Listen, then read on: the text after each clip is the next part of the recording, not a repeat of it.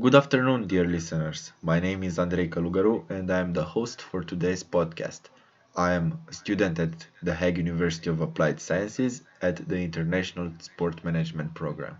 The subject we are going to discuss today is esports. We are going to talk about how to start a business into the esports industry and also what to do in order to keep such a business sustainable over the years. My guest for today is Mr. Wim Nordzai. He is the current CEO of a small business within this industry called House of Esports. He is going to talk about his experience in this project and also he is going to give us some insights regarding what it means to keep such a business sustainable. Mr. Wim, you have the floor. Please start with a small introduction of yourself. Yeah, my name is Wim Noordzij, which is translated into English North Side. Ah, okay. That is also one of my companies is called Northside Consult because I used to be a sponsor broker and event management was my core business. But for the last 3 years, I changed completely to esports as I think that will be the future both in events and online. Thank you very much for the fine introduction. Now it is the time to present to you the background for this topic. As you know, esports became a global phenomenon in the past 10 years, showcasing an exponential growth rate within the sports world. Its popularity started to emerge among both players and fans, the numbers of people watching esports reaching 70 million in 2013, according to Hamari and Sioblom 2017. Because of the growth of this industry, new opportunities started to arise from the business perspective. A single tournament of League of Legends being able to attract more than 47.7 million live unique viewers in 23 countries through broadcast streaming services such as YouTube or Twitch, according to Jenny et al. 2018. Knowing this, the main purpose of this podcast is to answer the following research question. What are the principles of starting a successful business in the esports industry and how can it be turned into a sustainable commercial activity? In order to do that, I prepared a set of questions for Mr. Wim to answer. Mr. Wim, my first question for you today is when was your first contact with the term esports and what was your first impression? The first encounter I had was with semi-professional teams for the Dutch College League Oh, and that was when? How many years ago? 3 years ago. All right, so it was already starting the expansion of esports here in the Netherlands as well. Yeah, because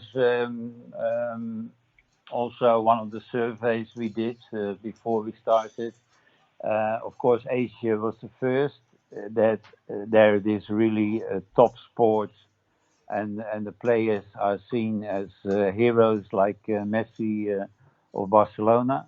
Yeah, that's true. Then we looked at the America and the States. There it is a commercial marketing thing where you saw that a lot of rich old athletes in all kinds of sports were buying teams, and Europe was behind that. Again, there are two or three big European teams. One originally came from Utrecht, but there are no Dutch players in that team, only Asian and American players. Okay. So we saw that in Holland there's hardly any professional team working. They're all semi-professionals, very low budgets. But it is picking on the last 3 years. But because of the reason that commercially we are far behind the other continents, we as House of Esports have chosen for the educational, the social part of it.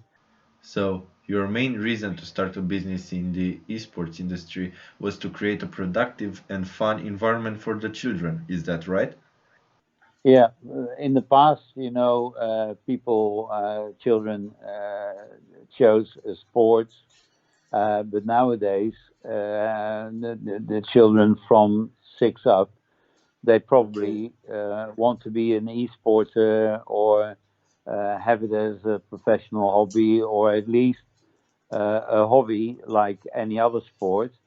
But you have to facilitate them, and they are not facilitated yet. But the question will be there: I want to be an e-sporter, and how can I get there? And that road is something that we're trying to help them with. Honestly, this is amazing to hear. So my third question will be, according to Jenny et al. In 2018, that researchers' theory suggests that the esports business environment should be well researched before starting up in this industry because of the high uncertainty being a new business. What were the factors that Yeah. you informed yourself about when creating the first time the business plan? Like, what were the main areas that you researched before starting writing this plan, launching Yeah. into this business?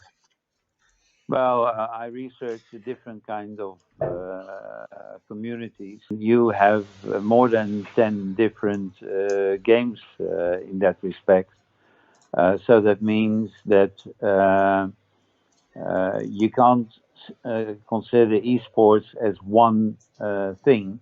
Yes. There are different communities, different target groups, and different games. So that is one of the things that you have to do. And you can't start a business if you don't have a good rapport and relationship with the communities. And Okay. the young people, they know when you're phony or fake, or Yes. so they're looking for authenticity and integrity in the sport. So that is something that you have to research, and you have to decide: am I going for FIFA or League of Legends or shooters? Because you have seven different categories, and in those seven categories, you may have 20 games. Yeah, So so you have to basically make choices. you need to look into youngsters' behavior first of all, and then you need to look to their preferences, what they prefer more among those categories, right? Yeah, yeah, absolutely. Yeah, and it's like you can compare it when urban sports arrived. Yes. Nobody wanted to deal with urban sports because it is not in a club or in a team, and they were not united. They're all individuals, and that is exactly the same. Uh, Okay, I and understand. So the next thing I yeah, want to ask you, this previous information was very, very useful, by the way.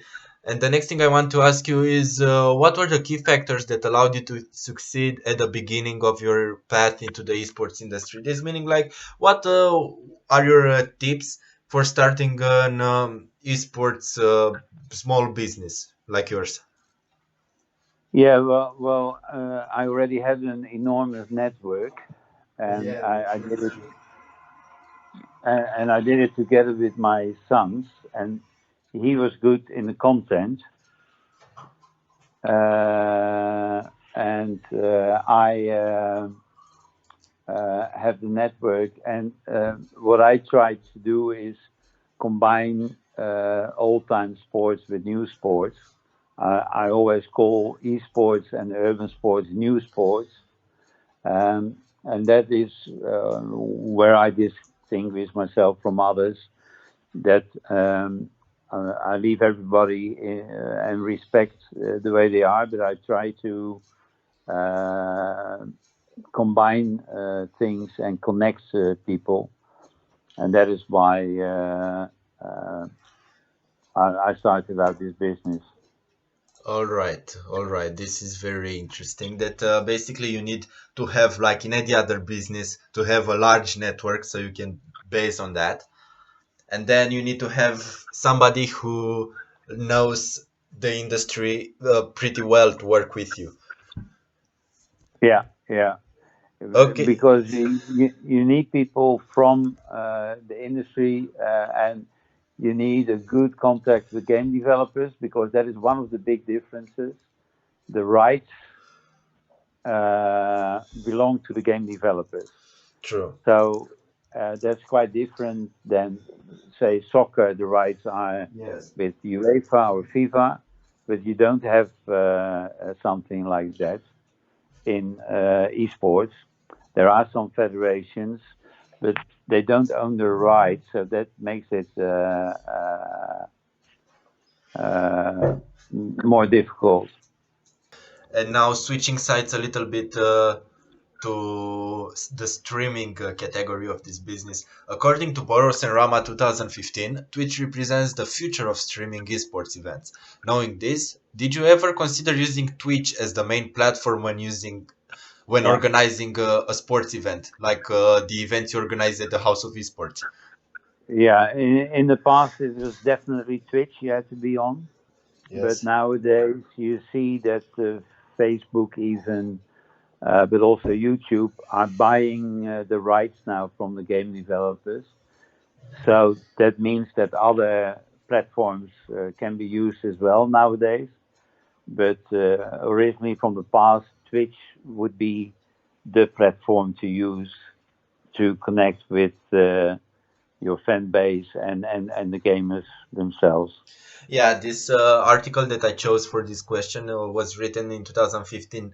So you say that until now, Twitch is not anymore the giant in the game streaming industry. Facebook and YouTube caught up with Twitch significantly. Yeah, yeah, yeah. But it changed in the last year. You see that a lot of platforms are now buying certain rights. So I think that even in the future, it will be Amazon and Alibaba. So, Yeah, knowing all this, from your experience, I want to ask you if it is possible to start an esports business from the scratch and turn this activity into your main revenue stream. Like you can live a good life by working at the esports business that you started yourself without having any other revenue streams. Is that possible? yeah. I think, yeah, I think not yet. Maybe if you're part of a large marketing sports agency, then you can do it. Like there, they're really making it. But small businesses will be very difficult to do. In Holland, you see about 20 small businesses in esports, and they're all struggling. So I don't think that at this, if you don't have money to invest and to Yes. buy rights and to build platforms, but if you want to build a platform, that will cost you 50,000 euros at least. Okay. So if you don't have money to invest, it will be very difficult to start your own esports company. So to start out in esports as a small business, it must be a hobby and work hard, and then hopefully you can make some money out of it. But that's why we chose for the social and community impacts of it, and there we already make normal money now. But that's because we have a lot of subsidies and it's not commercial. So the governments and the welfare institutions are paying us, and schools are paying us. Yes. But commercially, it will be very difficult. Yes, so you need to keep it up to the local scale at first in the beginning, in the first years, Yeah, let's say 5 years. yeah, Okay, and yeah. this was amazing information that you gave me. And wrapping up this interview, very interesting interview I had with you right now, I want to ask if, knowing that your company is existing for a few years now, what are your principles for keeping such a business sustainable over the years? Like, what do you think will keep this business going on the long term? Well, for us, you have to innovate every time. For example, we are more and more already looking in AR and VR and things like that. And the combination with regular sports, um, because you always need good physical exercise as well to be a top player. Yes. So we make a combination of physical exercise and gaming, and that make it sustainable. Our company now from 2 people 3 years ago to 15 people in September. Yes. Some of them part time, but we put the right persons on the right place. So some are doing the academy, others are doing the social thing, others are doing the competitions, some others are doing events. So we put the right people in the right place. And of course, you have to connect all these people because it's a very individual thing. And the most important thing is it is so new, nobody knows Yeah, how to exactly. do it and where to go. So Exactly. it's all trial and error. Yeah, so And basically try the new things, we'll see what it works, what doesn't work, yeah, and keep up with that. yeah, yeah, that's it. Yeah, Yeah, that's it. so this was amazing insights that you gave me right now, Mr. Rima. Thank you for attending this podcast, Okay, and it I was. hope you will succeed in the future with the esports business. Thank you. And being young, I think there might be a future for you in esports as well. So I'm very curious what new things you can think of to be part of our esports business community. Thank you very much for saying this. Thank you again for attending this interview. And with that being said, this marks the end of the podcast.